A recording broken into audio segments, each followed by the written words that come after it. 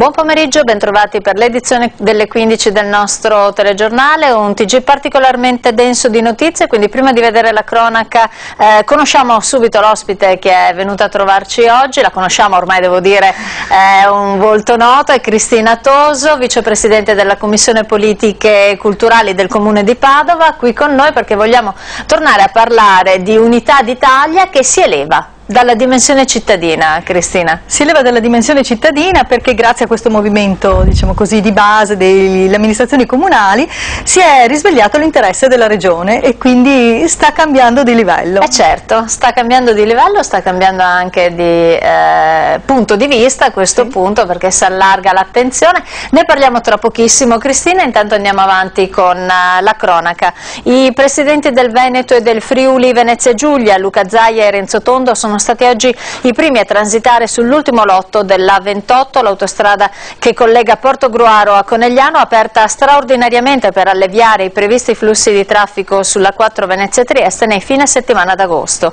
Il prolungamento dell'autostrada A28 da Pordenone a Conegliano per poco più di 28 km è un'opera prevista dal piano decennale per la viabilità di grande comunicazione. Per portare a compimento tutto l'intervento sulla A28 mancava il tratto da Sacile Ovest a Conegliano, compresa l'interconnessione con l'autostrada A27 Mestre Vittorio Veneto. Il tratto è stato suddiviso in due lotti, A28 e A29, entrambi hanno avuto un iter realizzativo lungo e travagliato, soprattutto il lotto 29, quello aperto oggi che stiamo vedendo in queste immagini, che ha dovuto superare le critiche di diversi comitati ambientalisti, comuni e altre associazioni locali. L'investimento per il lotto 29 è stato di circa 84 milioni e 800 mila euro, oltre a 7 milioni e mezzo di euro per il casello di Cordignano, altri 6 milioni per quello di Godega di Sant'Urbano e 5 milioni e mezzo per le opere di mitigazione ambientale. I lavori per la realizzazione del lotto 29, che di fatto concludono il prolungamento della 28, sono partiti alla fine del 2007. Per sfuggire alla cattura si era nascosto nel controsoffitto ma è stato arrestato dalla Guardia di Finanza di Vicenza dopo un mese di latitanza. L'uomo è coinvolto in un'inchiesta della magistratura berica che aveva portato all'emissione di provvedimenti restrittivi il 22 giugno scorso anche nei confronti di suo padre, di suo fratello, entrambi di Albettone e di altre 5 persone. Sono tutti accusati di associazione per delinquere finalizzata alla truffa aggravata in danno di una società di leasing di Bolzano e alla commissione di altri reati quali la calunnia e l'insolvenza fraudolenta.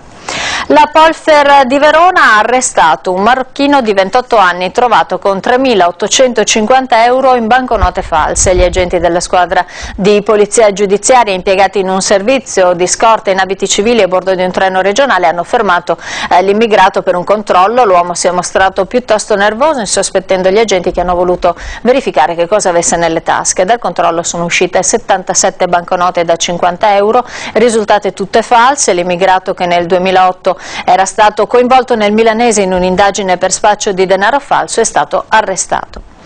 13 extracomunitari di diverse nazionalità sono stati fermati, identificati invece dai finanzieri di Venezia e del reparto operativo aeronavale nel corso di un servizio finalizzato alla repressione del fenomeno dei marchi contraffatti nel centro storico di Venezia. Uno degli immigrati è stato denunciato per violazione della legge sull'immigrazione clandestina. L'operazione ha permesso il sequestro di oltre 300 prodotti contraffatti venduti in violazione alle leggi sul commercio ambulante. Nel servizio sono stati impiegati 30 militari e un mezzo navale di supporto alle operazioni.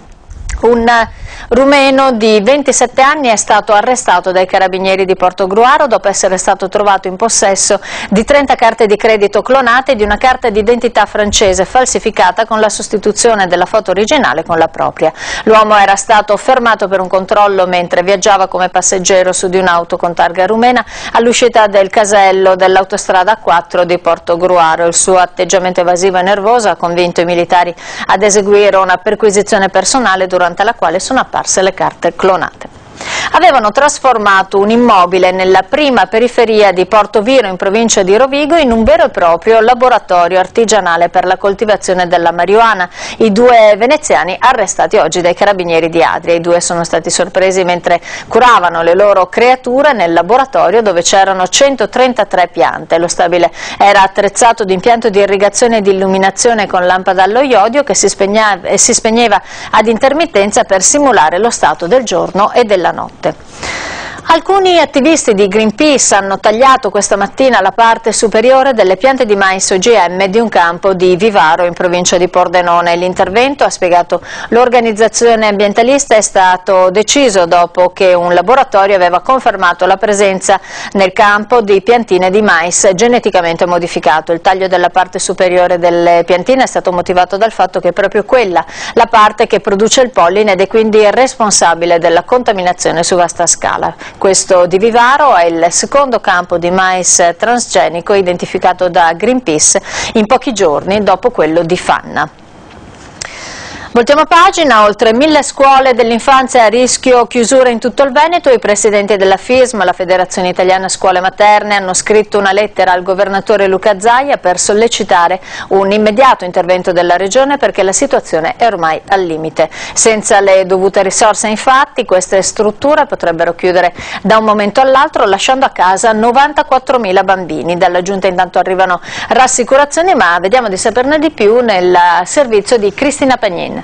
Non era mai successo prima, ma ora l'emergenza è all'apice, tanto da spingere i presidenti della FISM a rompere ogni indugio e a minacciare le dimissioni in massa. Sul piatto c'è la sopravvivenza stessa di 1100 scuole dell'infanzia gestite da parrocchie, associazioni di genitori ed enti morali del Veneto, che dall'inizio dell'anno hanno ricevuto solo il 30% dei contributi statali e dalla Regione ancora nulla. Eppure queste risorse sono l'ossigeno di cui le scuole hanno bisogno per continuare a offrire un servizio rinunciabile ad oltre 94.000 bambini che anche volendo non potrebbero scegliere una scuola statale, visto che l'offerta non basta a coprire tutte le domande. Ora la Giunta assicura che i fondi, 14,5 milioni di euro, ci sono, basta aspettare i tempi pratici di erogazione, ma ammette che comunque sono insufficienti. Certo che ci sono, i 14,5 milioni, solo che adesso c'è una procedura della ragioneria che avrà dei tempi di una settimana, di 2, non è che non possiamo noi assessori, già dicono che abbiamo fatto tutto l'iter, quello che è competenza nostra, per quanto riguarda adesso l'erogazione è la ragioneria, ma i soldi ci sono, non ci sono problemi, però hanno ragione. C'è un problema di un modello veneto che ha retto per anni sul volontariato, sui contributi quando c'erano le vacche cosiddette grasse. Oggi c'è un problema e noi abbiamo 93.000 ragazzi che vanno nelle scuole paritarie della FISM, di tutto il sistema, che noi dobbiamo garantire, io lo dico da sempre. Il problema infatti è molto più grave in Veneto rispetto alle altre regioni, perché qui in rapporto a una popolazione scolastica dai 3 ai 6 anni c'è una rete di scuole dell'infanzia non statali molto più diffusa e radicata, un immenso patrimonio di edifici, beni e attrezzature che dà lavoro a quasi 10.000 dipendenti, di cui 5.000 insegnanti. E questo mondo fa risparmiare allo Stato nel solo Veneto oltre 500 milioni di euro l'anno. Insomma, la Regione si dice solidale con la FISM e per settembre, prima dell'inizio della scuola, convocherà un tavolo con tutti i soggetti coinvolti per trovare una soluzione. Tutti i litorali marini e lacustri del Veneto sono balneabili, lo conferma una nota dell'ARPAV a cui sono affidati dal 99 i controlli di qualità delle acque di balneazione. Per il 2010 i punti di controllo fissati dalla Regione sono complessivamente 167, su ogni punto di controllo vengono eseguite dal 1 aprile al 30 settembre rilevazioni di dati ambientali come la temperatura dell'acqua e dell'aria, direzione e intensità della corrente superficiale del vento, ispezioni di natura visiva per verificare l'assenza o la presenza di residui inquinanti e prelievi di campioni d'acqua per l'analisi batteriologica.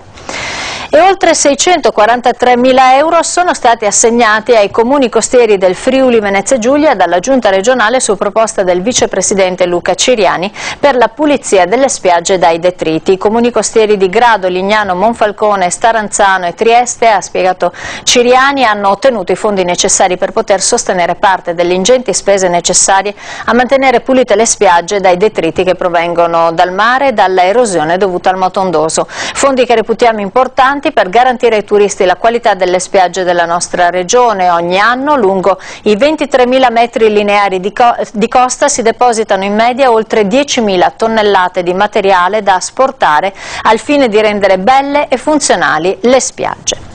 E siamo arrivati al momento della chiacchierata con la nostra ospite Cristina Toso, vicepresidente della Commissione Politiche Culturali del Comune di Padova. Abbiamo detto che vogliamo parlare di unità d'Italia in una dimensione che supera quella iniziale di promozione, di attenzione nei confronti dei 150 anni di storia che hanno fatto proprio l'Italia, supera la dimensione comunale e diventa regionale. Cristina. Sì, da questo movimento spontaneo di amministrazioni comunali di varie province del Veneto, questo sentire è stato fatto proprio dai consiglieri regionali del PD, che hanno presentato un progetto di legge perché i 150 anni trovino adeguato riscontro all'interno della regione Veneto. La presentazione è stata fatta proprio pochissimi giorni fa, all'inizio di questa settimana, se non sbaglio. Sì, è stata fatta lunedì scorso ed è importante perché si ritrova quella dimensione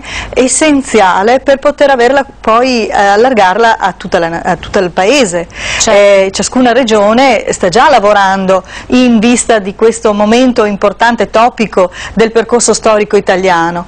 È vero, il Veneto è stato annesso nel 1866, ma senza il passo precedente di unificazione sotto il Regno d'Italia non ci sarebbe stata unità del Veneto all'Italia. Indubbiamente. E di conseguenza il fatto che i consiglieri regionali abbiano accolto e abbiano proposto questo progetto di legge per finanziare iniziative, convegni, progetti per le celebrazioni dei 150 anni è essenziale ed è segno di ascolto del territorio.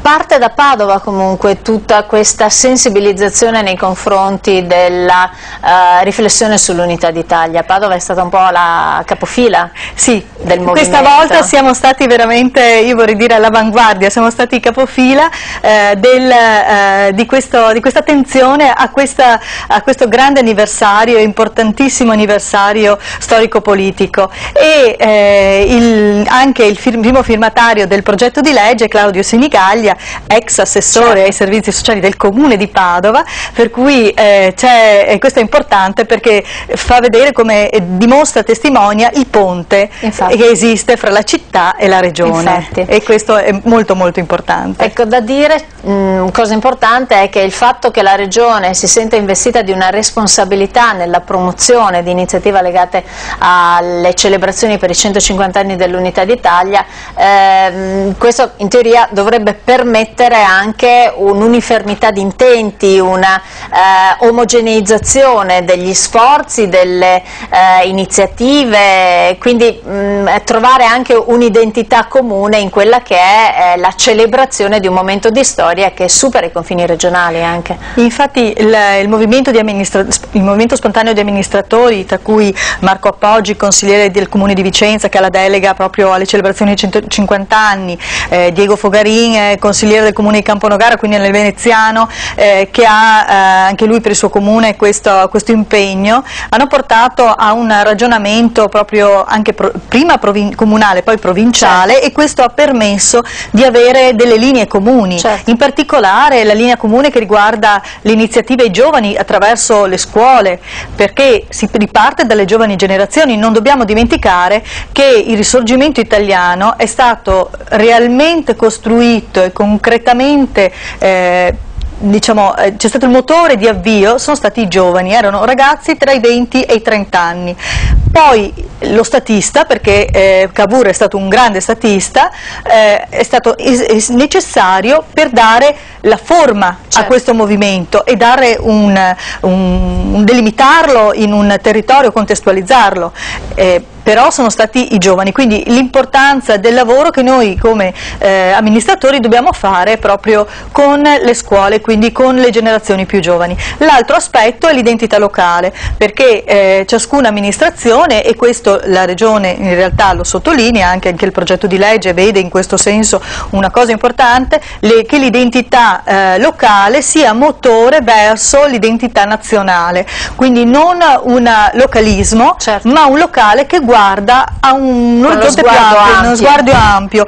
E vorrei sottolineare un discorso di Angelo Tomelleri, primo presidente della Giunta regionale del Veneto, che dice questo: questo progetto di legge, legge il fatto della Regione, nasce dunque dalla ferma volontà di ritrovare e rinsaldare i valori di democrazia, pace, libertà, accoglienza e solidarietà, valori fondanti dell'unità d'Italia, principi fondamentali della nostra Costituzione e ideali alla base della nascita della nostra Regione. Questo non va mai dimenticato. Il principio di democrazia è proprio questo, e il movimento dei comuni, un movimento che è stato ascoltato dai consiglieri regionali del PD in Regione con questo progetto di legge, è proprio un segnale di come la democrazia sia qualcosa che nasce dal basso, necessariamente. Certo. E soprattutto deve essere partecipata. Sì, ecco, deve esserci dialogo, il dialogo è composto da un momento proprio di diciamo così, rispondenza in cui uno racconta, e dal momento dell'ascolto. Poi insieme si può fare anche sintesi, e questa è la parte importante, costruire qualcosa di... soprattutto un futuro per le giovani generazioni, partendo da un'unità d'Italia che è vecchietta perché ormai ha 150 anni. La cosa bella di questa legge è che ci sia la possibilità di un finanziamento alle iniziative, e speriamo che vada in discussione, dovrebbe andare in discussione i primi giorni di settembre. Stavo per chiederti le tempistiche anche per dovrebbe andare in discussione nel primo periodo di settembre, speriamo che trovi consenso e che questo cominci a mettere un po' di sale nelle discussioni, un po' di sana dialettica per portare a una costruzione di una regione degna del contesto europeo. Assolutamente. Abbiamo esaurito, Cristina, il tempo che avevamo a disposizione, quindi grazie per averci fatto entrare una volta di più all'interno di questa dimensione nazionale, anche se vissuta in un contesto locale. Certo. Quindi grazie a Cristina Toso, vicepresidente della Commissione Politiche e Culturali del Comune di Padova, per averci fatto compagnia oggi. Con voi invece ci ritroviamo alle 16:30 per l'edizione flash del TG. A più tardi.